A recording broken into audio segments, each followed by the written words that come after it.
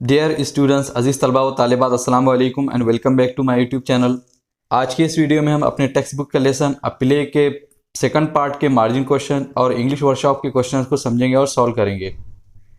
तो first we will start with the margin question and the first margin question is what is the goldsmith excuse, कि सुनार का excuse क्या था। The answer इसका the goldsmith excuse was that the king has commanded him to set aside all his work and get the queen's ornament ready for her highness birthday. कि सुनार का excuse ये था कि बादशाह ने उसे हुक्म दिया था कि वो अपने सब काम को साइड में रख दे और क्वीन के जेवरों को उसके बर्थडे के लिए रेडी करें। Second question is the goldsmith is telling truth, give reason for your answer. कि क्या गोल्ड स्मिथ सुनार सही कह रहा है, आपको अपने आंसर के रीजंस देना है। तो आंसर इसका yes, the goldsmith is telling the truth because when the king saw that he is also to blame he immediately order to hang the goldsmith. कि हाँ, गोल्ड स्मिथ सुनार सही बात कह रहा है, क्योंकि जब बादशाह ने ये देखा कि उस पर भी इल्ज़ाम आ सकता है तो उसने फ़ौरन ही गोल्ड स्मिथ और सुनार को फांसी पर चढ़ाने का हुक्म दे दिया। Second reason is that nobody can lie about the king in front of the king himself. दूसरा रीज़न है कि कोई भी बादशाह के सामने खुद बादशाह के बारे में झूठ बोलने की हिम्मत नहीं कर सकता है। Third question is what is the sage request, कि सेज की क्या रिक्वेस्ट है। तो आंसर इसका the sage request is that he should be hanged instead of his disciple. कि सेज की रिक्वेस्ट ये है कि उसे उसके डिसाइपल, उसके शागिर्द और शिष्य की जगह पर फांसी पर चढ़ाया जाए। Fourth question is what does the king want to know, कि बादशाह क्या जानना चाहता है। तो आंसर इसका the king wants to know why does such a wise and holy man wish to obstruct the course of justice. कि बादशाह जानना चाहता था कि एक वाइज और हॉली मैन, एक अक्लमंद और पवित्र मुकद्दस आदमी क्यों इंसाफ के इस काम को रोकना चाहता है। And why does he want to be hanged instead, और वो क्यों दूसरों की जगह पर फांसी पर चढ़ना चाहता है। Fifth question is the king willing to hang the sage, कि क्या बादशाह सेज को फांसी पर चढ़ाना चाहता है। तो आंसर इसका no, the king is unwilling to hang the sage, कि बादशाह सेज को फांसी पर नहीं चढ़ाना चाहता है, उसे फांसी नहीं देना चाहता है। Sixth question is what is your opinion about the king, is he wicked, greedy, stupid और all of these, which of his actions और वर्ड्स शो दैट। क्या आपकी क्या राय है बादशाह के बारे में, क्या वो विकेड है यानी बदमाश है, ग्रीडी यानी लालची है, स्टूपिड यानी बेवकूफ़ है, या ये सब है। उसके कौन से एक्शंस और कौन से वर्ड्स, अल्फाज और शब्द उसके बारे में बताते हैं। तो आंसर इसका when the goldsmith explain his excuse the king realises that he is also to blame. कि जब सुनार ने अपना बहाना एक्सप्लेन किया तो बादशाह को महसूस हुआ कि उस पर भी इल्ज़ाम आ सकता है। So he immediately order to hang the goldsmith, तो उसने फ़ौरन ही सुनार को फांसी पर चढ़ाने का, फांसी देने का हुक्म दे दिया। This shows how wicked he is, इससे पता चलता है कि वो कितना बदमाश है। ही इज़ ऑल्सो ग्रीडी, और वो लालची भी है, because he is ready to hang himself to become the next king and conquer many more nations. और वो लालची भी है क्योंकि वो अपने आप को फांसी पर चढ़ाना चाहता था, अपने आप को फांसी दे देना चाहता था, सिर्फ इसलिए कि वो बादशाह बन सके और बहुत सारे नेशंस को कॉन्कर कर सके, उनके ऊपर कब्जा कर सके। All this drama wouldn't have happened if the king wouldn't have listen to thief and accept the stupid excuses of others. ये जितना भी ड्रामा है तो ये नहीं हुआ होता अगर बादशाह ने थीफ को, चोर को नहीं सुना होता, और दूसरों के जो झूठे एक्सक्यूजेस थे अगर उसको उसने नहीं सुना होता। इससे भी हमको पता चलता है कि वो स्टूपिड है। And he also order to hang himself, और उसने अपने आप को भी फांसी देने का हुक्म दे दिया था। This indicates he is also stupid, ये भी हमको बताता है कि वो स्टूपिड है, बेवकूफ़ है।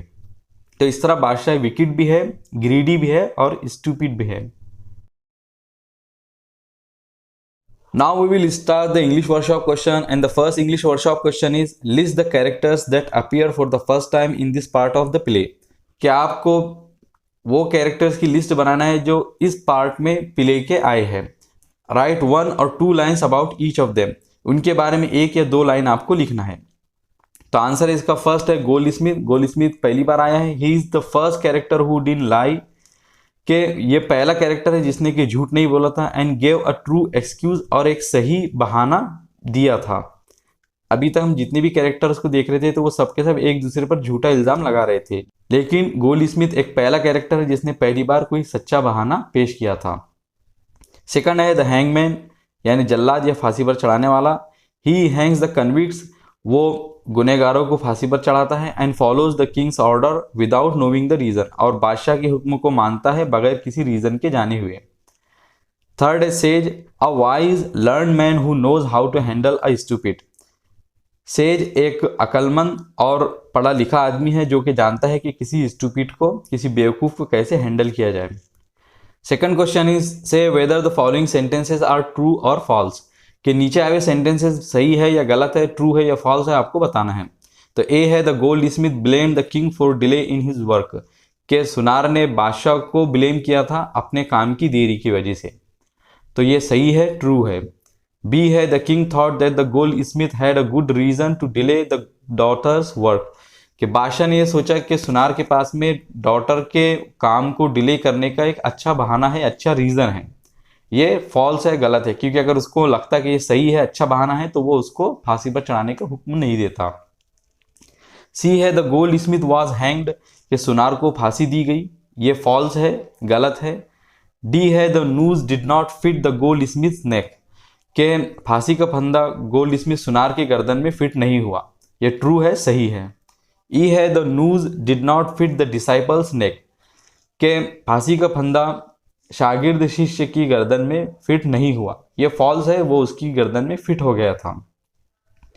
एफ है the sage wanted to die on that day, कि सेज उस दिन मरना चाहता था, ये फॉल्स है, वो मरना नहीं चाहता था बल्कि वो बादशाह को अपनी चाल में फंसाना चाहता था, इसीलिए वो खुद को फांसी देने की रिक्वेस्ट कर रहा था, वो सिर्फ बादशाह को अपनी चाल में फंसाना चाहता था। जी है the sage wanted to save his disciple, के सेज अपने डिसाइपल को बचाना चाहता था, तो ये ट्रू है। एच है the king wanted to be king again in his next birth, कि बादशाह अपने अगले जन्म में भी बादशाह दोबारा बनना चाहता था, तो ये बात ट्रू है, सही है, क्योंकि उसीलिए उसने अपने आप को फांसी देने का हुक्म दिया था। Third question is right any 3 instances of funny rules and twisted logic used in Andher Nagari, क्या आपको कुछ फनी रूल्स या ट्विस्टेड लॉजिक यानी तोड़ी मोड़ी गई लॉजिक के कोई वाक्य लिखने के हैं, कोई हादसे लिखने के हैं, इंस्टेंसेस लिखने के हैं आपको जो अंधेर नगरी में यूज हुए थे। तो आंसर इसका फर्स्ट है everything in the market is sold at the same price, के मार्केट में हर चीज़ एक ही कीमत पर बेची जाती थी, तो ये एक फनी रूल है। सेकंड है the thief made a hole in the merchant's house, के चोर ने मर्चेंट के घर में एक होल कर दिया था, एक सुराग बना दिया था। The wall collapsed on his friend, और उसके वजह से जो उसकी दीवार थी तो उसके फ्रेंड पर यानी चोर के फ्रेंड पर गिर गई थी। एंड कॉज हिज डेथ, और उसकी मौत का रीज़न बनी थी। But the thief blame the merchant for his friends death, लेकिन चोर ने मर्चेंट को उसके दोस्त की डेथ का ब्लेम किया था, दोस्त की मौत का इल्ज़ाम लगाया था, तो ये एक ट्विस्टेड लॉजिक की एग्जाम्पल है। थर्ड है the noose couldn't fit in the goldsmith neck, के फांसी का फंदा सुनार की गर्दन में फिट नहीं हो सका। So the king order the hangman, तो इसीलिए बादशाह ने जल्लाद को हुक्म दिया to try it on everyone's neck, कि वो उसको हर एक की नेक पर, हर एक की गर्दन पे ट्राई करे। एंड सेड, और ये कहा कि whoever has a neck of the size of the noose, कि जिस किसी की भी गर्दन फांसी के फंदे की साइज की होगी मस्ट बी हैंग्ड, उसको फांसी पर चढ़ाया जाए। तो ये एक फनी रूल्स और एक ट्विस्टेड लॉजिक की दोनों की एग्जाम्पल है। Fourth question is list the proverbs and saying use in the play, के प्ले में आए हुए जितनी भी प्रोवर्ब्स और सेइंग्स है तो उनकी हमको लिस्ट बनाना है। तो फर्स्ट है टाका शेर भाजी टाका शेर खाजा। सेकंड है अ लाइफ फॉर लाइफ, जान के बदले जान। और थर्ड है justice delayed is justice denied, कि इंसाफ में देरी इंसाफ ना करने की तरह है या इंसाफ से इनकार करने की तरह है। और फोर्थ है actions speak louder than words, के एक्शंस काम अल्फाज और शब्दों से ज़्यादा तेज बोलते हैं। फिफ्थ क्वेश्चन है read the entire play and complete the following blame game flow chart, क्या आपको पूरा प्ले पढ़ना है यानी पार्ट 1 और पार्ट 2 दोनों पढ़ना है, और नीचे आए हुआ जो ब्लेम गेम का फ्लो चार्ट है तो उसको आपको कंप्लीट करना है। क्या आंसर में हम देख रहे हैं कि पहले कॉलम में लिखा हुआ है हु इज़ ब्लेमिंग, कि कौन इल्ज़ाम लगा रहा है। हु डज ही ब्लेम, किस पर इल्ज़ाम लगा रहा है। For what does he blame that person, और उस पर्सन को किस चीज़ के लिए वो इल्ज़ाम लगा रहा है। तो थीफ ने ओनर ऑफ द हाउस को, घर के मालिक को इल्ज़ाम लगाया था for not constructing a strong wall, एक मजबूत दीवार ना बनाने के लिए। ओनर ऑफ द हाउस, घर के मालिक ने ब्रिकलेयर को इल्ज़ाम लगाया था for carelessly building a weak wall, carelessly एक कमज़ोर दीवार बनाने के लिए। ब्रिकलेयर ने मोर्टार मेकर को इल्ज़ाम लगाया था for making a poor quality mortar by adding too much water in it, poor quality mortar बनाने के लिए उसमें बहुत ज़्यादा पानी डालकर। और मोर्टार मेकर ने पॉटर को, यानी मोर्टार मेकर ने कुम्हार को इल्ज़ाम लगाया था for making a useless pot, एक यूजलेस पॉट बनाने के लिए, that had an extra ordinarily large mouth, जिसका के एक बहुत ज़्यादा बड़ा माउथ, मुंह था। पॉटर मनी लेंडर्स डॉटर, जो कुमार था तो उसने पैसे देने वाली के मनी लेंडर की बेटी पर इल्ज़ाम लगाया था for distracting him from his work, उसको अपने काम से डिस्ट्रैक्ट करने के लिए, by making the sweet delicate tinkling of anklets, अपने पैर के जो जेवर था तो उसकी अच्छी आवाज़, मधुर आवाज़ बनाने के लिए। Money lender daughter gold Smith, money lender की जो डॉटर थी तो उसने सुनार को इल्ज़ाम लगाया था for delaying the delivery of her ornaments, उसके जेवरों की डिलीवरी में देरी करने के लिए, and making her come out of her home, और उसको अपने घर से बाहर निकलने पर मजबूर करने के लिए।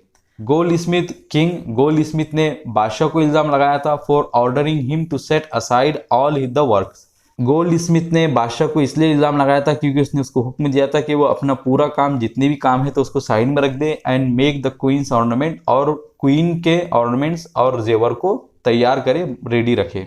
6 क्वेश्चन है, form groups, translate 1 page of the play into your mother tongue as a group activity, क्या आपको ग्रुप बनाना है और प्ले के एक पेज को आपको एक्टिविटी के तौर पर, ग्रुप एक्टिविटी के तौर पर अपनी मदर टंग में ट्रांसलेट करना है। Gather the pages translated by different groups, और अलग अलग ग्रुप्स के जरिए जितने भी पेजेस का ट्रांसलेट किया गया हो तो उसको आपको जमा करना है। Prepare a translated script of the entire play, और पूरे प्ले की आपको एक ट्रांसलेट की हुई स्क्रिप्ट जमा करना है, तैयार करना है। यहाँ पे आप देख रहे हैं कि प्ले लेसन के जो पहला पेज है तो उसका मैंने उर्दू ट्रांसलेशन यहाँ पे किया है। आप चाहे तो इस पिक्चर को, इस ट्रांसलेशन को डाउनलोड करने के लिए मेरे फेसबुक पेज पर जा सकते हैं, वहाँ से आप इसको डाउनलोड कर सकते हैं। इसकी लिंक मैं डिस्क्रिप्शन में दे दूंगा। यहाँ पे आप देख रहे हैं कि प्ले लेसन के जो पहला पेज है तो उसका मैंने मराठी ट्रांसलेशन किया है। तो आप चाहे तो इस मराठी ट्रांसलेशन को मेरे फेसबुक पेज से डाउनलोड कर सकते हैं, उसकी लिंक मैं अपने डिस्क्रिप्शन में दे दूंगा, वहाँ से आप मेरे फेसबुक पेज पर जा सकते हैं और उर्दू और मराठी दोनों ट्रांसलेशन को डाउनलोड कर सकते हैं।